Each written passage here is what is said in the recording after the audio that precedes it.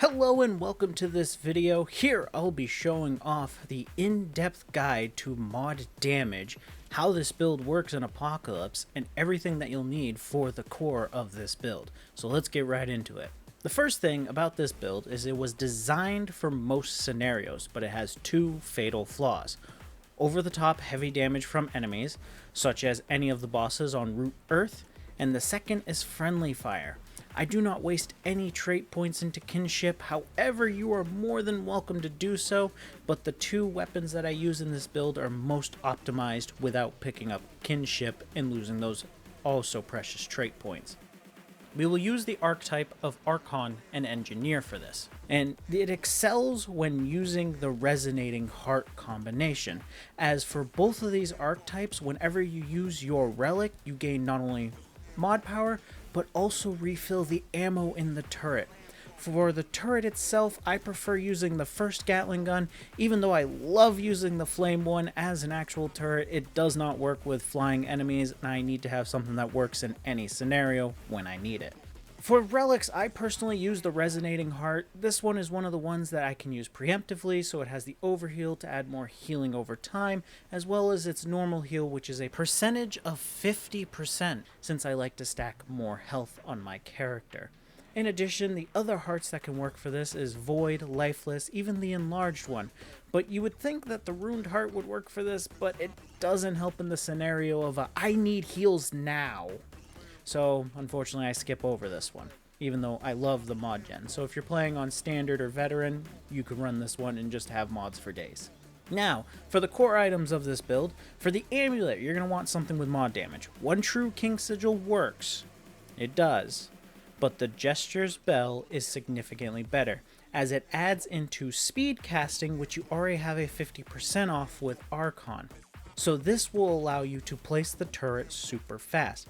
To get this amulet, all you have to do is emote clap for the Jester during his performance.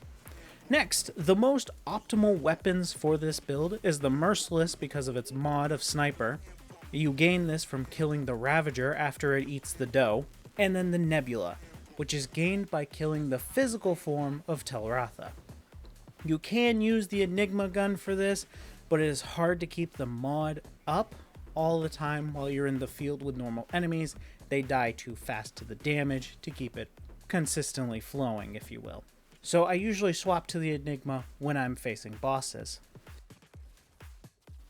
For your melee weapon, you want to use either the Krell Axe or the Huntress Spear because the Transference Mutator on this weapon works with the Throne variant. I prefer the Krell Axe because it adds an extra status effect onto enemies. The Mutators for the two guns, on the Nebula, I get the damage into mod power of feedback mod, and then for the other mutator that I use is the Harmonizer on the Merciless for extra mod damage, but this also allows it so that it helps out the Nebula get up sooner because this is a low maintenance mod that does consistent elemental damage for more mod generation.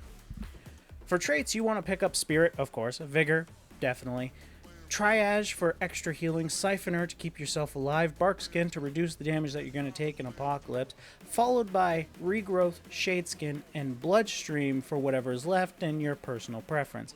At this point, you can also make one of those kinship if you so choose, but I avoid it because it's not really helpful unless you're playing with others. Now, there is only two rings that you need to make this build work. You need the Burden of the Destroyer and Stone of Malevolence. The other two slots are interchangeable depending on the choices that you would like to have within this build. I will get into that. The armor is entirely your choice. Light, medium, heavy. My personal recommendation is to use one of your extra ring slots for the Bright Steel ring and wearing either Leto's armors, as Apocalypse hits stupidly hard for no reason. Then the last slot for your ring is entirely based on your choice of playstyle. Like using Archon mode more, use the Sapphire Dreamstone. Like to have an extra down, use the Black Cat ring. Healing while you're using your mods, Encrypted ring, consistent healing. Almost any ring can fit into this last flex slot.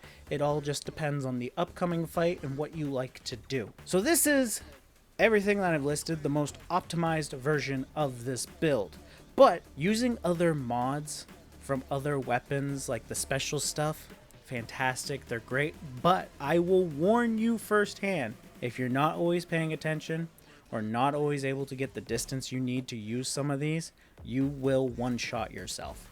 No ifs, ands, or buts about it unless you have kinship to reduce it by however much percentage you want. Even just a couple points in kinship can keep you alive, but you'll still be at minimal life. The other weapons that can work for this, but you have to be careful with, the Aphelion, if you just want to nuke a large group of enemies completely all the time, you can almost refund it every time you use it. But like I said, you cannot dodge this one. Even if you fire and dodge immediately when it hits it, it always hits you, regardless. Flamestorm mod that you can attach on any basic weapon is a great one, but if you get caught in it, it's going to keep you there. You're going to take that consistent damage. In addition to it, some bosses can't be pulled by Flamestorm regardless, but instead the Flamestorm follows them. So I wish you the best of luck in trying to avoid a Flamestorm that's consistently coming at you. Meridian handgun is a one-shot as well, but you can use that instead, and the same can be said with the Hellfire. But if you have, like, for instance, if you're going through Putrid Domain and you have the Meatball boss, sure, you can use Flamestorm as well as Hellfire Explosion to use it on that. But if you're going to be facing things like, you know, Annihilation, or what are some of the other ones, Telratha, or even the Guardian of Nerud, all of those are not going to be able to help you with these fights. That is why the Merciless and the Nebula are the best weapons for this build. Hopefully this helps you out with your build ideas and how you want to go about it. Thank you so much for watching. If you like what I do, make sure you comment, like, and subscribe, and I'll see you all next time.